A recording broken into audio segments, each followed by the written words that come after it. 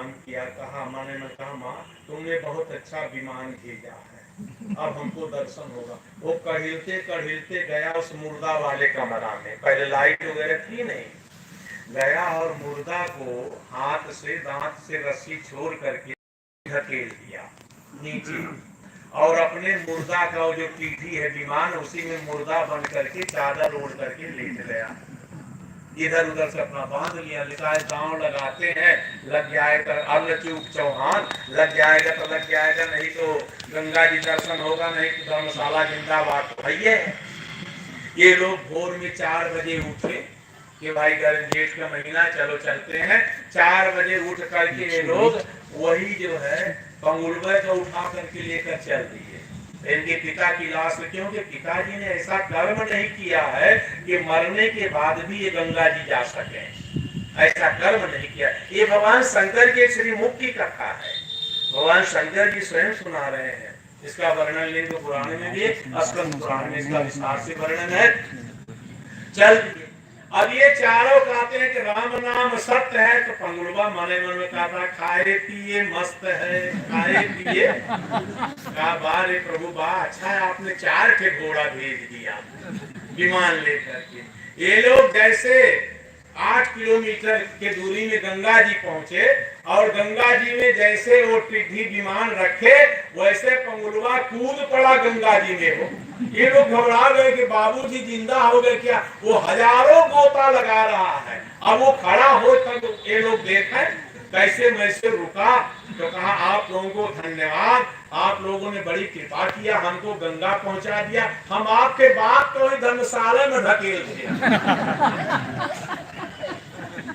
अब क्या करें, तहां कटकटा के रह गए, करें तो करें क्या। चारों पुत्र जो है अपने सिर में हाथ पकड़ के रो गए कि बाहरे बाबूजी आप 8 किलोमीटर रह गए। बड़ा बेटा बड़ा बुद्धिमान था, उसने कहा चलो अभी एक बार और चलते हैं, प्रयास करते हैं। अब 8 किलोमीटर आने जाने में तो समय लगे। इधर झाड़ू लगाने वाली आई तो धर्मशाला में झाड़ू लगाई, हल्ला हो गया मुर्दा मुर्दा मुर्दा। मैनेजर ने कहा मुर्दा तो एक ही थे, तो भोर में 4 बजे चल गया, दूसरा मुर्दा कहाँ से आ गया, दूसरा कहाँ से पका। अब पंगुड़वा के किसी के ध्यान नहीं कि पंगुड़ कहाँ है। पुलिस आए, उसका पोस्टमार्टम, अगर आपने अच्छा कर्म नहीं किया तो मरने पर भी शरीर की दुर्दशा होगी। पोस्टमार्टम हुआ और अनाथ करके नगर सेठ का अनाथ करके मिस्टर के द्वारा दाह संस्कार कराया गया। ये देखो कर्म, 4 बेटा हैं, आज मिस्टर ने इनका दाह संस्कार किया। जब मुर्दा जल गया तभी लोग चारों लोग लौट के आए, पूछे तो कहे ये मुर्दा जल रहा है। चारों पुत्र रो के रह गए। फिर भी बड़े ने कहा अभी एक चांस है पिताजी को तारने का, क्या इनकी राख ले चलते हैं, मुर्दा की राख वो हरि गंगा जी में डाल देंगे। 3 दिन वही सेतुआ खा के बैठे रहे चारों। धन्य है ये पुत्र सतयुग के हैं, इनको पुत्र कहते हैं, यही पुत्र हैं। कह राम कहत बेटी भली, राम विमुख नहीं पूत, असबरी बैकुंठे गई धुंधकारी भयौ भूत। ये पुत्र है। तो 3 दिन के बाद इन्होंने जो है मुर्दा की राख इकट्ठा किया। नगर सेठ थे, मखमल का बढ़िया 2 मीटर का बड़ा सा मखमल के कपड़े का घोड़ा बनवाया और उसमें राख भरने लगे।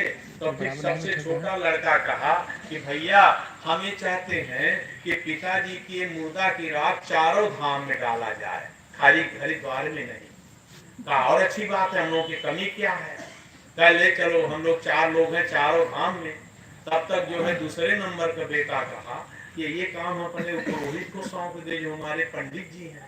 अब देखो कर्म उनका नहीं है इसलिए उनकी बुद्धि घूम रही, तो पुरोहित को दे दें और पुरोहित को हम खर्च दे देंगे, भाड़ा किराया और उनके परिवार का खर्च भी दे देंगे। पुरोहित जो है छोड़ दे। तो तीसरे नंबर का हाँ हाँ हाँ यही ठीक है भैया, यही किया जाए। मुर्दा की राख लेकर के अपने गांव में घर में फिर 20 किलोमीटर लौट आए और लेकर के आए। तो घर तो ले नहीं जा सकते हैं, बगीचा में वही पंडित जी को बुलाए, आम का बगीचा था, बुलाए, पंडित जी आ गए। उन्होंने कहा हमारे पिताजी हमारी जन्मनिका भी चली जाएगी, बताएंगे और ये सेठ भी नाराज होंगे। इसलिए चलो चारों धाम क्या क्या है बता देंगे। माँ ज्यादा तो गए पश्चिमा धाम कहाँ तक बैजनाथ धाम दरिद्र बनी, दरिद्र बनी बात हो